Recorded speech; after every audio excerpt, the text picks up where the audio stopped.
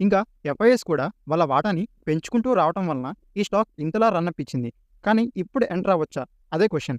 ఇప్పుడు స్టాక్ ఏ వాల్యూలో ట్రేడ్ అవుతుందో చూద్దాం. ఇంతలా సేల్స్ గ్రో అవ్వటం వలన ఆటోమేటిక్‌గా మార్కెట్ కూడా వీళ్ళకి ప్రీమియం ఎక్కువే ఇచ్చింది.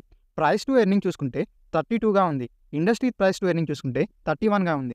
Last 5 years average price to ఎర్నింగ్‌తో కంపేర్ చేసినా ఇప్పుడున్న ప్రైస్ టు ఎర్నింగ్ ఎక్కువగానే ఉంది. ఇంకా ప్రైస్ టు బుక్ అయితే 5.5గా ఉంది. Last 5 years average price to book compare చేసినా ఎక్కువగానే ఉంది. ఇంకా ఆటో ఇండెక్స్‌కి, M&Mకి డీవియేషన్ కూడా వచ్చింది. కానీ మార్కెట్ ఏమనుకుంటుందంటే వీళ్ళ ఎస్యూవీ కార్ బిజినెస్ ఇంకా ఎక్కువ గ్రో అవుతుందని. అలా కానీ జరిగితే మార్కెట్ ఇంకా ఈ స్టాక్‌ని పైకి తీసుకెళ్తుంది. ఒకవేళ అలా జరగకుండా మార్కెట్‌ని డిసప్పాయింట్ చేస్తే మాత్రం డౌన్ సైడ్ కూడా రిస్క్ అంతే ఉందని మర్చిపోవద్దు. అండ్ గట్టిగా గుర్తుపెట్టుకోవాలి కూడా.